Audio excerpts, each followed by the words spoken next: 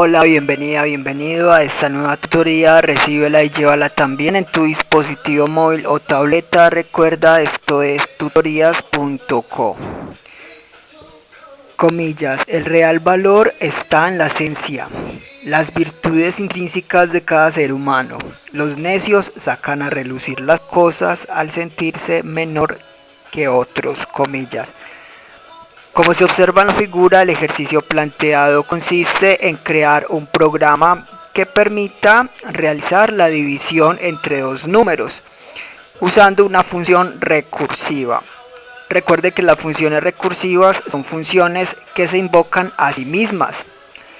Internamente el compilador va generando una pila de llamadas. O sea, cada que se invoca la función se va almacenando esa invocación en una pila. Pero al final ir retornando todos los datos hasta la primera vez que fue llamada y arrojar el resultado. Lo más importante de una función recursiva es su condición de finalización. Toda función recursiva entonces tiene una condición de fin para que no se invoque más. Y a partir de ahí se empiecen a generar los retornos de datos y se empiece a vaciar la pila de llamadas. Veamos la función ejecutar líneas 16 a 25. Esa función ejecutar retorna un valor entero y recibe también dos valores enteros, el dividendo y el divisor. Vamos entonces a usar esta función recursiva. Vamos a apoyarnos en la división sucesiva. Recuerde que la división sucesiva es simplemente ir restando al dividendo el divisor mientras sea positivo. Es decir, 15 dividido 5 es 3, porque 15 restándole 5 se puede hacer 3 veces hasta que sea positivo, ¿sí? 15 menos 5 da 10, se puede seguir restando, 10 menos 5 da 5, se puede seguir restando, y 5 menos 5 da 0, se restó 3 veces, esa es la división. Entonces, vamos a apoyarnos en esto para esa función recursiva. ¿Cuál va a ser entonces la condición de finalización? Mientras el dividendo sea menor, o mejor, si el dividendo es menor que el divisor, ahí ya se rompe entonces la condición, o mejor, ya cuando el dividendo sea menor que el divisor es porque ya no se hace más restas. Entonces en ese caso vamos a retornar un 0.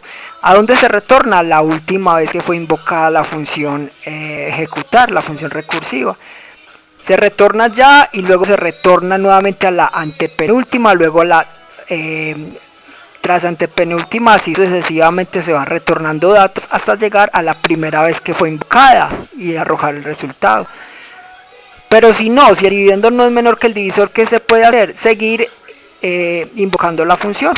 Entonces eso se hace en la línea 23. Mire que en la línea 23 se retorna 1 más e invocamos la función ejecutar, enviando como dividendo menos divisor y enviando el mismo divisor.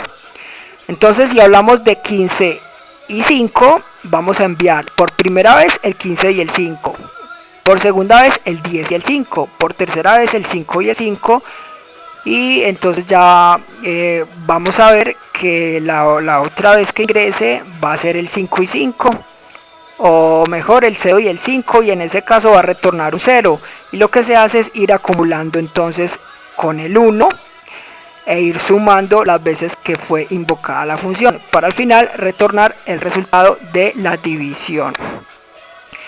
Entonces es importante en las funciones recursivas analizar cuándo vamos a invocar la función y cuál va a ser la condición de corte, que no se invoque más, sino que a partir de ahí se empiecen a retornar datos automáticamente. Le invitamos a visitar la tutoría división recursiva en Turbo C, allí se explica más detalladamente las funciones recursivas. Aquí vemos un programa orientado a objetos. Recuerde que la programación orientada a objetos es un paradigma de programación que permite crear programas o dar soluciones a problemas a través de clases. Recuerde que las clases son entidades que contienen métodos y atributos. Los atributos son propiedades del objeto, los métodos son comportamientos o funciones. Para este programa vemos en la interfaz la declaración de la función ejecutar. Entonces vemos que retorna en la línea 7 un entero y recibe dos valores de tipo entero. Los parámetros se separan con 2 puntos. Recuerde que para programar orientado a objetos en Objective-C se usan dos bloques de código principal que son la interfaz y la implementación. Veamos la implementación, líneas 10 a 25. En la implementación, líneas 11 a 15, vemos el constructor o método init. Este método se invoca cuando se instancia un objeto de la clase división recursiva. Este es el constructor por defecto de cualquier clase y se encarga de inicializar las variables de instancia. Ya vimos la implementación y la interfaz, con esto queda lista la clase división recursiva. Para usar esta clase veamos el main en la línea 28 a 43. En el main obtenemos como datos de entrada el dividendo y el divisor. Y para obtener el resultado de esta división vamos a invocar la función ejecutar por primera vez en la línea 39. Vemos que se invoca en la línea 39 a través de una instrucción de salida que muestra el resultado.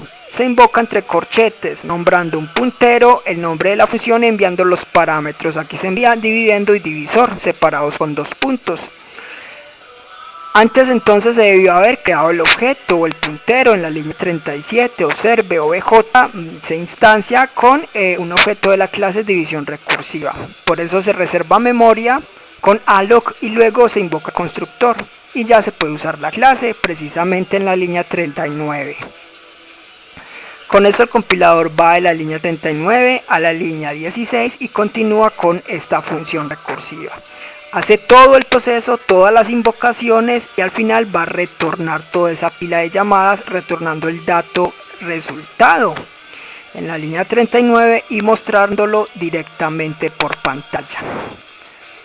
Esta fue la tutorial ejercicio, crear un programa que permita realizar la división entre dos números usando una función recursiva.